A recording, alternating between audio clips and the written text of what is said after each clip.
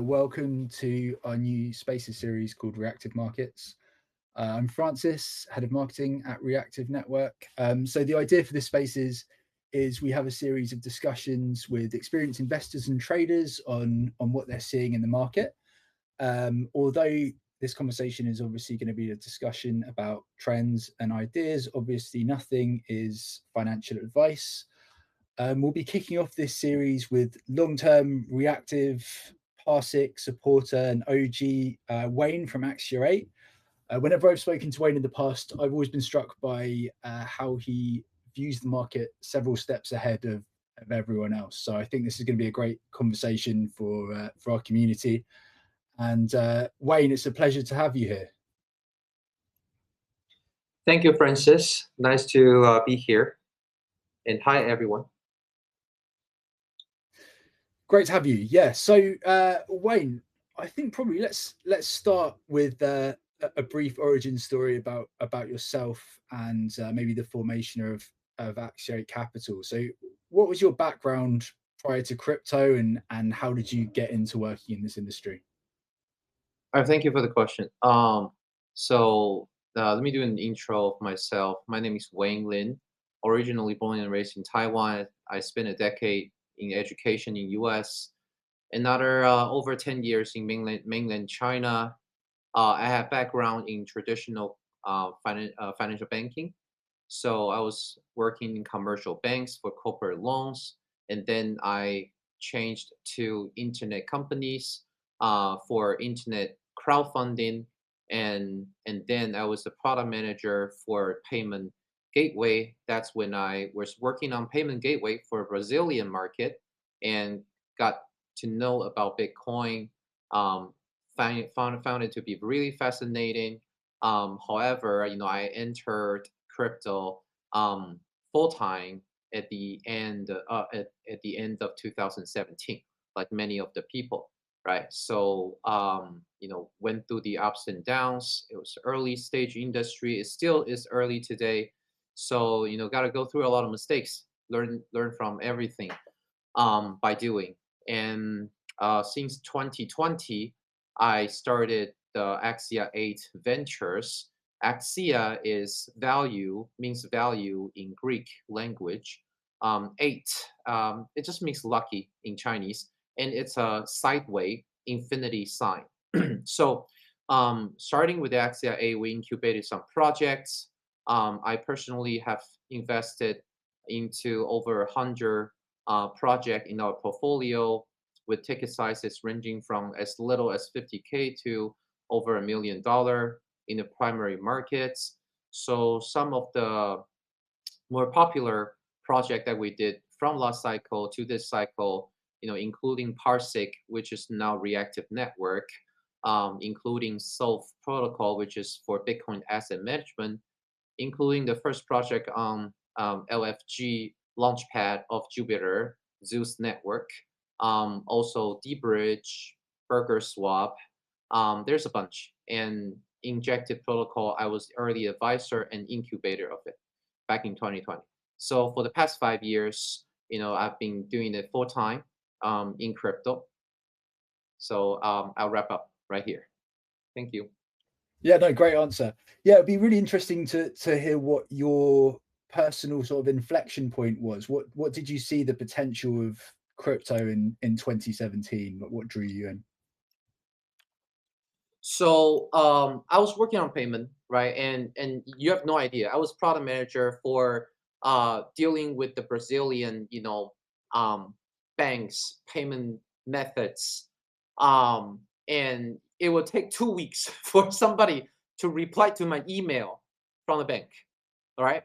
And then, I learned about Bitcoin. I learned about, at the time, Ethereum.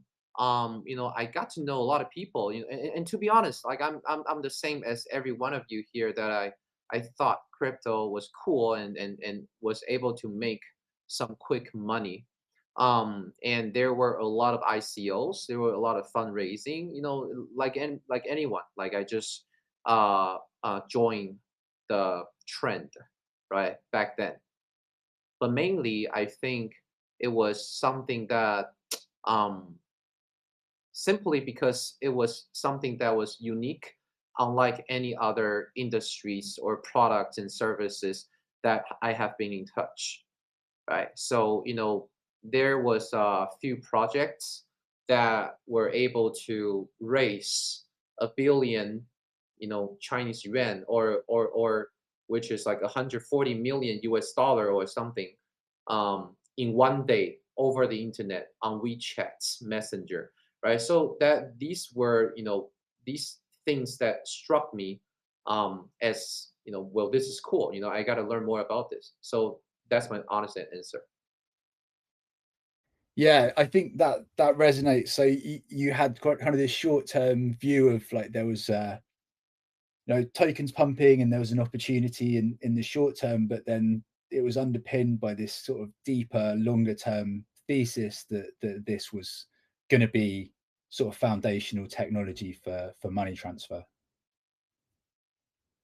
Well, to be honest, I'm not gonna pretend, right? I didn't read the white paper of Bitcoin. I don't have background in technology, right? So again, like just like most of the people, you see something cool, you want to know about this, the stock market goes up and down, and there's a project that raised 1 billion, RMB on on WeChat. You want to know what's up, right? So, and then the next moment, when after talking to many people in my surrounding, then a friend said, "Hey, there's a project that they are paying this much. Do you want to come work for them?" And I said yes, right? It turns out to be a scam. Looking back from who I am today, my per my understanding, but at the time it was, that's where the money is, right? And you want to join the crowd in order to learn, and at the end hopefully be able to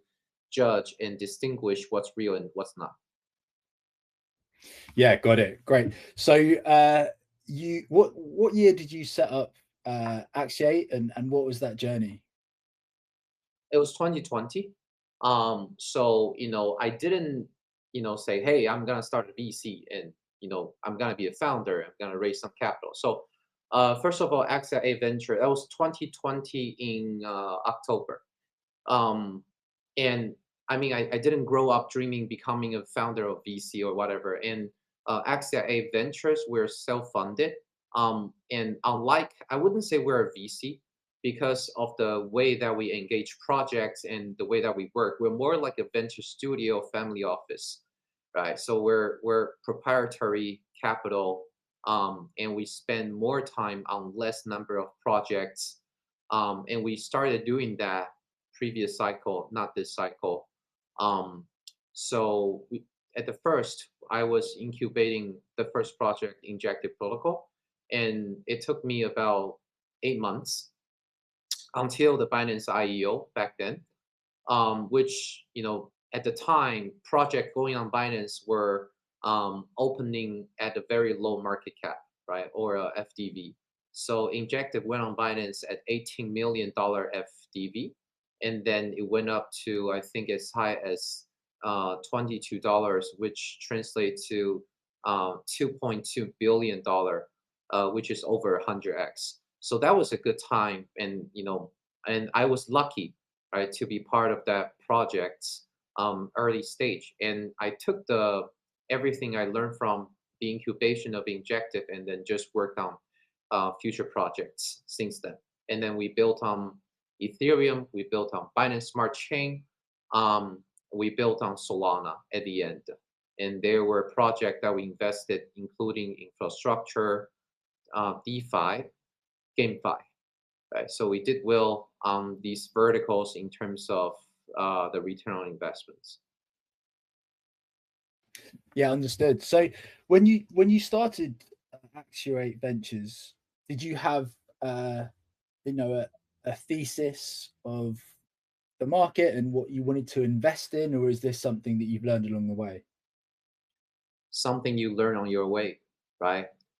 Every single dollar you make, every single dollar you lose, you got to learn from it, right? So personally, for example, I know I'm able to always know that if something is wrong. I might not know if something is right, But by being able to distinguish one after another, that is wrong, right? You get to a point where you're able to find out what the right ones are. So when I know there's something called NFTs, I found it to be illegitimate for myself in my personal point of view, right?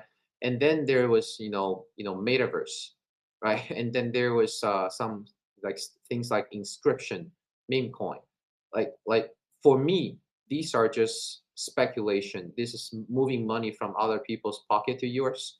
So I don't think how these things can change the world or move civilization, humanity, technology ahead, right? So that was something that is interesting to me, but I don't plan on spending my career on it, right? So it's fine. It's more about doing and learning on the way and finding out what doesn't make sense to yourself along the way. Then you will be able to shape yourself into who you are, which means what kind of money you should make and can make, right, and want to make. Yeah, it makes a lot of sense. Yeah, so I guess taking this to the present day with Axia8, what do you look for in founders and projects that you want to invest in? What I look for, so first of all, because I mean, investment is a very vague term, right? You got super early stage where you can invest your money in your own son or and daughter, right? And then you have some big VCs or venture capitals like SoftBank, Vision Fund, or Tiger Global, Andreessen Horowitz, Paradigm. So they are all different. They're all different. They have different strategy. They deploy money in a different manner, right? They report to different LPs or different investors. So as an investor, it's more about finding your own niche, and for me, it's more about super early stage for founders, right? With that said, that means I don't. I'll be honest. Sometimes I don't even care what product and service they are building, right? Because I am able to bring to the table a more comprehensive, broader view of the world or technology in general. So I'm able to feed them and help them shape their product vision until their product go to market, operation, and even post listing, whether ICO or IPO. So I enjoy the process as an early stage investor. I would look at the founder, similar to what Andreessen Horowitz said. In terms of their genius, persistence, right? If a founder comes to me and after 5 minutes of conversation, I realize, Jesus, this guy haven't thought about this more than I did. Why would I put my money in his own pocket? Right? So it's about finding people that have the passion on something, have the vision about the future, and they are committed, right, without hesitation, and even at times very stubborn, to persist into the future of realizing that product vision. Right? That's the journey I want to join. And then, as an investor, of course, we'll put a little money in, and then depending on how bullish I am about this person, then I'll decide how much stake or skin in the game that I desire, and then we go into a negotiation to establish a deal structure that make me feel worth my time and energy and resources in the future to help him or her succeed. Right.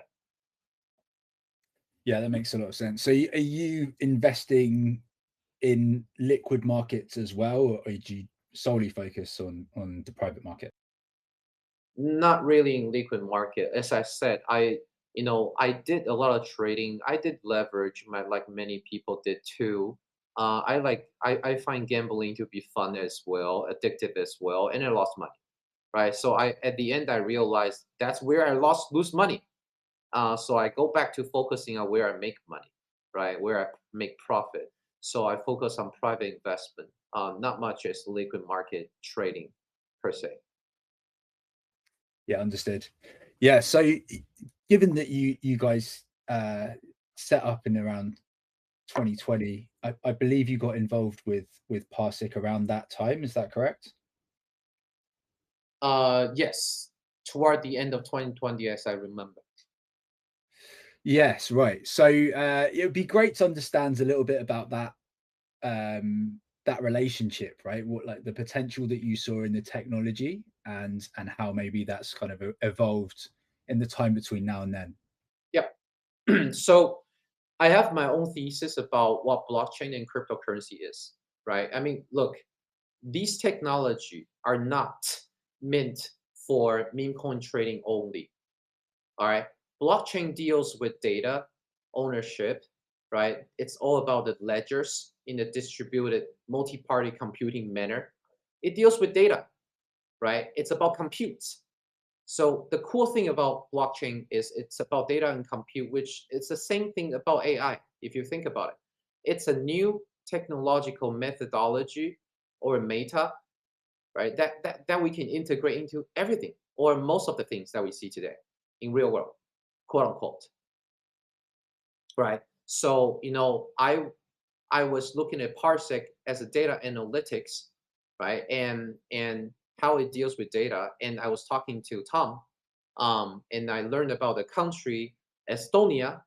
So I'll be very honest, Estonia with what 1.4 million people, you got over 10 unicorns. It's a not a small population of technological advanced country and environment. So I found it fascinating when after I talked to the team and know about the project. Well, we did an OTC round with PARSIQ, right?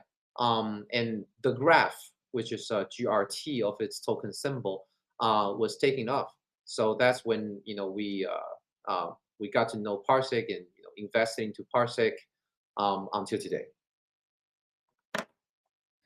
Yeah, understood. I know also you were an important soundboard in the early stages of theorizing reactive network. And it would be interesting to hear your point of view on how PARSIQ has evolved into reactive. All right. So, PARSIQ started with data analytics. Now, and then Tom, one day he told me, well, hey, I'm gonna sequence the data, turn it into a chain, and then it'll be a reactive network with reactive smart contracts, right? And that to me makes sense. So think about this, guys. Like, without a doubt, we are going to have so many blockchain in this entire world. You have no clue, right? It's so many blockchain. Every single big company, big banks, central banks, government is going to be issuing a layer one of sorts, right? Or they will fork something, or they will customize something, or they will use, Arbitrum layer three, antitrust, orbit, or whatever, right? We're going into a multi-chain future. And what's the problem? The problem is you're not gonna have 1 billion, $10 billion TVL on every single blockchain, will you? The problem will be liquidity fragmentation, which already exists. So we need project that does aggregation, then fragmentation. Reactive smart contract doesn't rely on oracles. It doesn't fight for TVL against other blockchains, right? It doesn't engage users directly. End user, there's no UI for you for reactive network. It serves more like a meta blockchain, right? Which is like a lot of projects that are using layer zero, right? Layer zero is very powerful because they are very resourceful, well connected with a lot of BD resources. So they have succeeded yet today be as an infrastructure, right? On the other hand, reactive is different in the sense that it's so think about every single layer one or layer two, whatever, as a country, right? You have that many country in this world, but you will need something like United Nations, like the World Bank, IMF, right?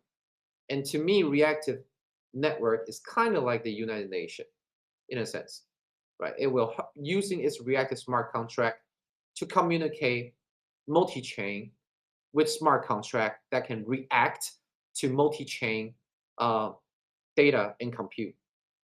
So that's when I realized, well, this is something that's interesting, and I want to see it through.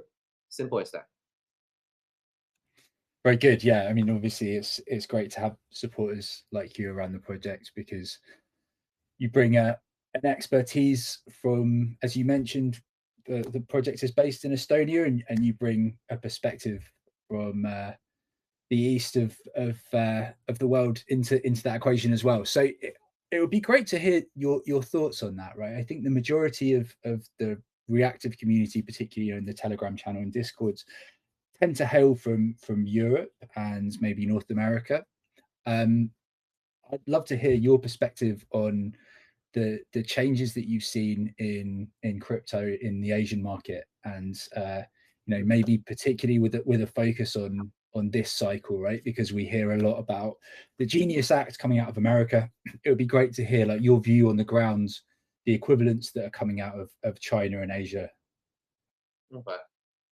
Uh, Unfortunately, today the entire world still follow the U.S. steps, and I say unfortunate because we started blockchain hoping everything will be decentralized, democracy, right?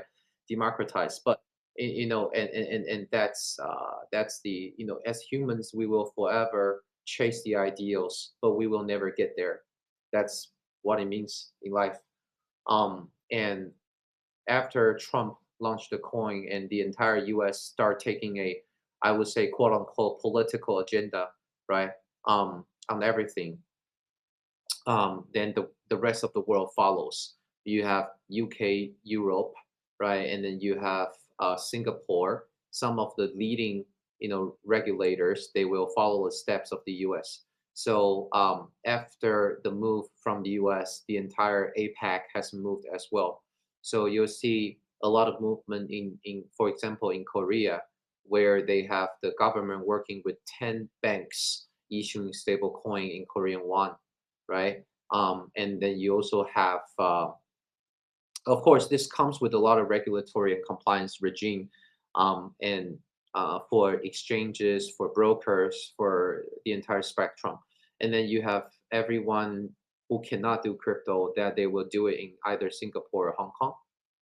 So Hong Kong is kind of like an extended arm of China. So it's where a lot of Chinese will head over Hong Kong and then try to do things that supposedly are innovative, right? And follow the compliance. So Hong Kong is like a compliance regulatory sandbox for China. So that's been moving very fast. They also have the stablecoin acts. There are a few players like Hashkey, that's taking the lead in Hong Kong. They're all looking to issue a lot of RWAs, right? Like Ondo is helping the US to issue tokenized debts and equity, for with regulation S, which you can sell to offshore, persons, so non-US offshore persons. And then you also see Southeast Asia like Thailand, and Thailand has opened up a Phuket Island sandbox that allow people to spend USDT, and the vendors they can collect fiat, settle with fiat. They also are issuing a G token, which stands for government token, which is literally just a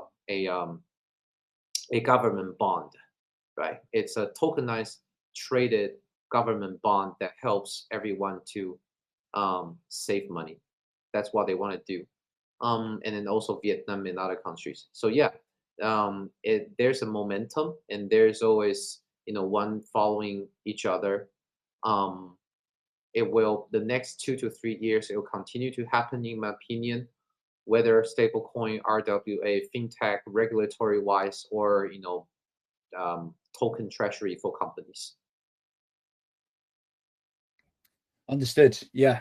So it sounds like it's on a similar path, and maybe being led by US regulation or deregulation of crypto. How does that inform your investment thesis, right? I mean, maybe taking a step back from that question, what are Yeah. you focusing on at the moment? Like, what are the types of trends that Axia8 is interested in investing in? So I have several theses I'm adhering to. Number one, think about crypto, right? It's an industry that start on day one, day zero, globalized, and we're talking on Twitter. And 10 years ago, 20 years ago, this wouldn't happen. So globalization 3.0 is one of my thesis. I won't expand right now. Money 3.0 is my second thesis. And money 3.0 does not equal currency 3.0. All right. Money is the flow of value. We have different form of currency, from hard currency to not everything digital, at least in China or Dubai. And then we are going into money 3.0, which I define as intelligent money, right? When we have AI that understand you and me better of our intent, our desire, our needs and wants, and connect to the value, the AI will facilitate the flow of value, exchange, management. We don't need currencies in a way, or currencies will run in the background. You shouldn't be managing your bills every day anymore, right? So money 3.0, um, that's the second. And then also superhuman, right? So technology needs to serve humans. That's my belief. And it sounds very generic, but it's not, right? You have company like Apple that design their product very humane, but you also have companies like Meta that try to put you into a metaverse and watch the advertisements and never ending, right? So I want things that's healthy and help you and me, become superhuman, that we're able to perform, produce, in an optimized manner like never before when we were kids. So very general thesis are the above. Yeah. So could we maybe drill down into that a little bit? How does that inform the kind of sectors that you're looking at in crypto investing? So I have been investing into biotech, longevity, anti-aging, as well as non-crypto AI that help you source AI talents by using AI agents on Google Scholars and GitHub, right? So there I have been doing more with or without crypto already. But in terms of crypto, few projects like I mentioned, I think number one, we still got to ride the wave with Bitcoin growth. Bitcoin is turning into one of the largest asset class in this world. It will become a an underlying assets that is not going to be able to easily manipulated by sovereignties. All right. So, one day the price of Bitcoin will stabilize. It will not fluctuate as much. It will turn into, an alternative for gold. It will be programmable gold. It will be, you can stake Bitcoin to borrow money. You can stake Bitcoin for 5 minutes to buy a Starbucks coffee, right? So all these things are going to happen for sure, in my opinion, in the future. And so I will invest along that line. So, for example, there is a project called Mental Labs. So MENTO Labs. So Mental Labs deal with uh, Forex stablecoin infrastructure. I can deposit USDC into the pool, and then I can mint Japanese yuan stablecoin out of it. Right? It's connected to off-chain, price feeds through oracles. And I think Mental Labs should work with Reactive too. Okay, for sure. So, Francis, you guys remember to take a look at Mental Labs. Yeah, And will do. and actually, as a matter of fact, you will see a really big announcement in the coming day or two. I cannot disclose right here, but you'll see for sure. So Mental Labs is one of the project as an example, right? I think it will work with a lot of traditional uh, financial companies that needs to settle with different crypto forex, right? So, so um, these cross-border trades can use mental, or the banks can use mental, or OTC providers can use mental to settle with different, foreign currencies. Um, this is also one of the example that, as I previously mentioned, with Bitcoin, with payments, with cross-border settlement, fintech, how money and value will flow. This entire together belongs to my thesis of Money 3.0. Yeah, I think that's something that I have a lot of agreement with as well, right? I mean, if thinking from first principles, like if you look at like just GDP as a metric, right? Like the value of goods and services sold, a limiting factor of that is the velocity of money. So in a world where payments take, as you said, 5 days to settle, that's limiting GDP at like a foundational level, right? So there's an obvious opportunity there for instant settlement with stables and crypto. Yeah, it makes a lot of sense. I'd like to hear a little bit more about this thesis that you have, and particularly how it sort of affects this almost paradox between Bitcoin as a denominator and the use of stable coins, and how you see stable coins and Bitcoin and the sort of relationship and maybe the tensions between the two playing out over the next, let's say, 5-10 years. Great question. And this has a lot to do with politics. As a matter of fact, everything when you go to the top level, it has to do with politics. Look at Elon Musk. Um, so first of all, uh, Bitcoin today is different from 10 years ago. It will be different, 10 years from now too. All right. In Chinese, we have a saying, say, 量变产生质变. It means that when the quantity changes to a certain extent, degree, then the essence will change too. And Bitcoin is a perfect proof of that. So, as it started to be circulated in the dark web, for illegal trades, and then now today, we're still trying to talk about Bitcoin as a digital gold, but not so much anymore, right? But companies are using Bitcoin as treasury, fake treasury, to pump their stock price and raise more funds, right? So it's turning into a political vehicle and capital manipulation vehicle. Truth. That's the fact today, as we're seeing. Now, 5 years later, 10 years later, when Bitcoin stabilizes, it says, the price of Bitcoin, goes to $1 million and stabilizes. It doesn't fluctuate that much. It fluctuates less than the NASDAQ. What happens? Number one, we look at the quality traits that we need for a currency. Will Bitcoin become a good currency? I don't think so. I don't think, again, I don't have technological background enough to say, hey, Bitcoin smart contracts directly on Bitcoin are going to be still not going to be efficient. But honestly, if I can use Bitcoin on Solana, why bother?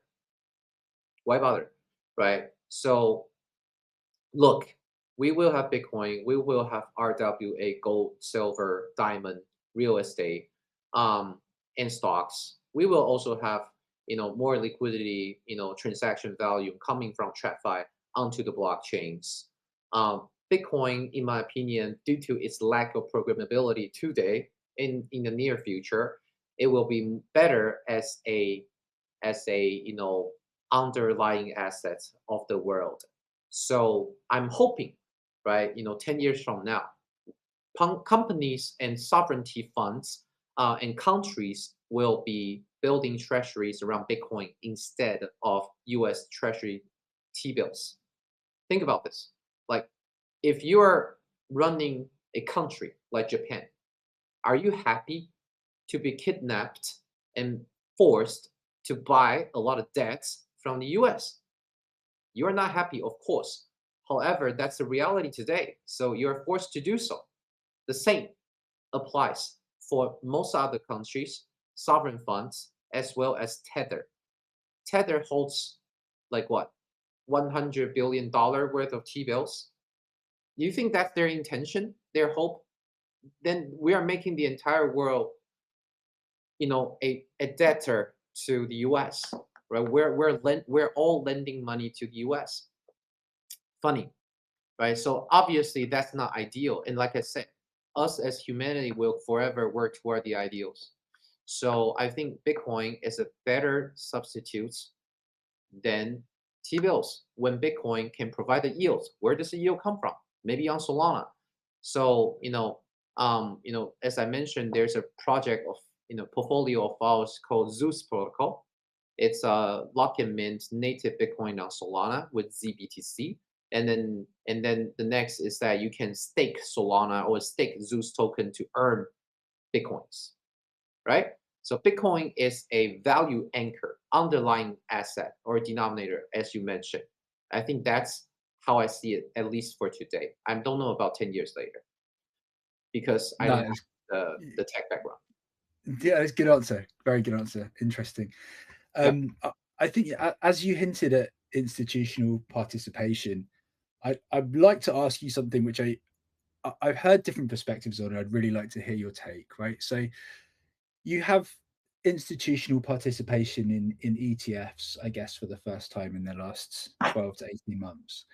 Um, I think the assumption that institutional involvement in crypto will accelerate. However, do you see these forces as being maybe antithetical to DeFi, right? Like, do you see them just jumping into the same pools, using Aave, using Compound, all of these like DeFi OG projects, or is there a risk here that we've built a whole bunch of open source code and we've done basically a lot of R&D, and they might maybe use those rails in proprietary ways that don't add to the crypto ecosystem and maybe are more extractive?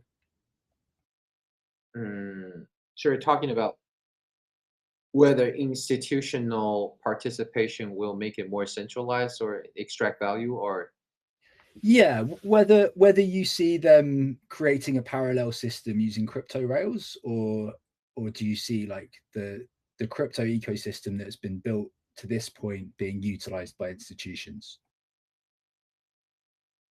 I think parallel.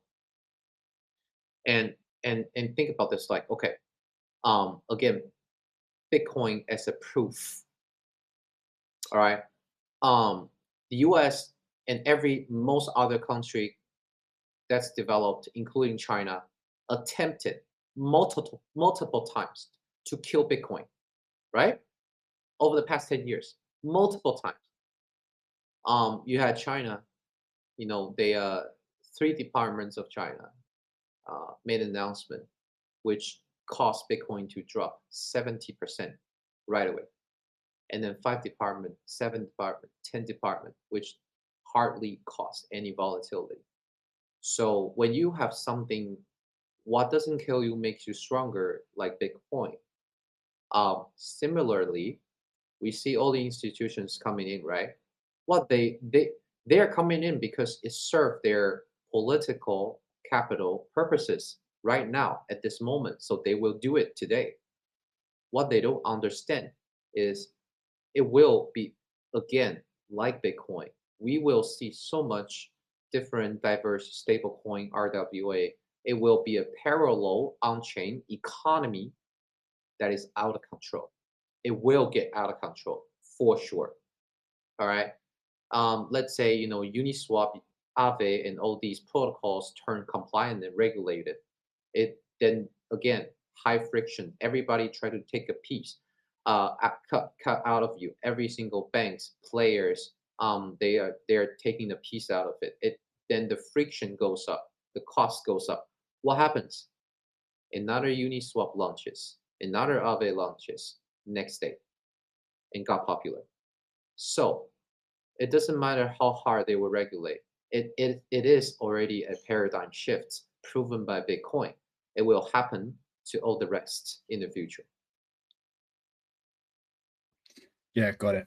Did that make sense? Yeah, absolutely. Yeah, I think it'd be interesting to take a deeper dive on your view of something you mentioned earlier, which is treasury vehicles acquiring majors. I mean, obviously it started with Bitcoin, but seems to be moving down the risk curve at the moment. Is this an existential threat, or is this something you're excited about? Define existential threat. Maybe existential is too grand a term. I guess, like, do you see this leading to like instability in the system? Right? Is this going to create huge volatility to the downside when some of these get unwound? Oh, yes and no. So first of all, these companies are not stupid. All right, they're building bubbles. Yes, today. We should all join building bubble, right, to make some money. Sure. But they're not stupid. Trust me. Most of the companies, they're not actually buying Bitcoin. They are not. They're borrowing Bitcoins. They're borrowing TVL, fake treasuries. All right. First of all, second, I think it will um, get to a point where we will have so many companies buying. They will actually buy Bitcoin at the end. Yes, it will come from somewhere, right? Maybe it will come from the protocol, and then the company goes to the protocol and borrow the Bitcoin TVL to tell its shareholders, and then raise another $50 million, right? From issuing stocks. All right, so we're building a bubble, and let's say we might build a bubble to, I don't know, $5 trillion bubble. So what happens? It will crash for sure. When everyone gets tired of these treasury companies, SPACs, they stop. And when the stocks start dropping and ceases pumping, what happens? Right? Then they have to sell their Bitcoin too. So they will start. The stocks will crash, and then the Bitcoin will also crash too. So shit will have to blow like by then. All right. But what happens if we will have the Bitcoin treasury, total value go from $5 trillion and drop to $1 trillion, which is still much more than what we have today, right? So we're building a bubble, to 5 trillion. Then the bubble bursts. We're left with 1 trillion, and then we build again up to 7 trillion, and then we drop again to 5 trillion. So that's the volatility that you see in most of the. That's the pattern. That is the pattern for something that's growing naturally. So I think it's okay, and to answer your question, yes, I think it's good and bad, and it will go really bad for a lot of people. Um, but the companies, they are smart. They are making money already by fundraising. When the bubble bursts, a lot of people will get hurt. But that's just how the game works. Yeah, that's a very level take, I think, and that it's following a natural pattern that exists in most markets. I think is a good observation. So I guess we're coming towards the end of this conversation. It would be great to kind of do a fun section on some maybe predictions on the next let's say 6-12 months. I mean, first of all, maybe a question to anchor all of this is, do you believe in the 4-year cycle? And if so, like where are we in it right now? First of all, I do. And if you check my Twitter, I talked about it before, I think. Um, and I think, look, crypto, I have divided crypto industry into the first 50% and the second 50%. All right. And the first half of crypto has ended. Um, and everything, the second half of the crypto started when Trump issued the meme coin, the Trump coin. Okay. So Currently, we are at a maturity out of 100% of the industry. I think we're at 55%. All right. We're at 55%. The VC coins are dead. Pure narrative plays are mostly dead. The attention internet capital market, they still exist. They exist not only in crypto, but also on TikTok, as opposed to YouTube and television stars that we see when we were kids. Right. So it, like I said, it's globalization 3.0. It's not just about crypto. So at 50%, what I predict will happen is the next 2 years to 3 years, we will see so many brokers. The brokers will come in. They will help you.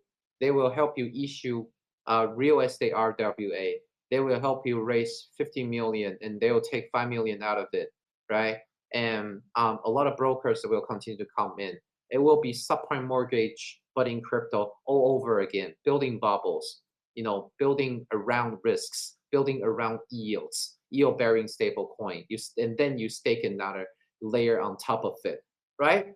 I mean, look at people want to build economic layer on top of everything, X, right? And everything. We're just creating bubble and moving the liquidity around in the meta layer within the globalization 3.0 environment, right? So that's what will happen in the next 2 years. And until Bitcoin grows to a certain level, and the value, like I described, the underlying value sits there consolidated, then we will have a digital economy. We will have a parallel digital economy that is what I like to call from Balaji, the network states. We will have a network sovereignty, the network states that's run by protocols, companies, that's beyond the controls of the governments. There will be like something like that, the network states. And that's the 100% maturity that I see. But I think it will take another cycle to get there.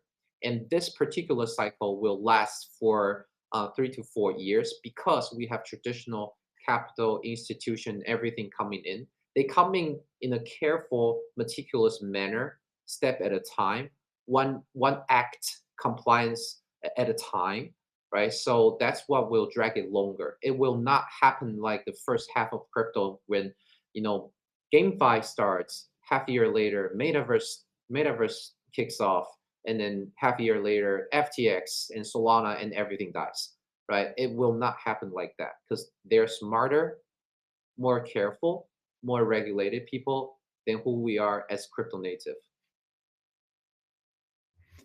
Yeah, understood. So, in your opinion, cycles still exist, but now we're in this second half of maturation. We're in a period of a slower melt up rather than maybe what we'd experienced in 2021 or 2017, for example. Is that correct? That is correct. Take a look at Bitcoin. It's hanging on top of 100K. Not even, it's hardly dropping. It's because we are changing hands, where the hands are changing from OGs, early holders, who made profit on Bitcoin, Ethereum, Solana, Sui, and everything, and then now Wall Streets are coming in. It's a changing of hands happening right now. They are going to hold much longer than us crypto native were capable of holding.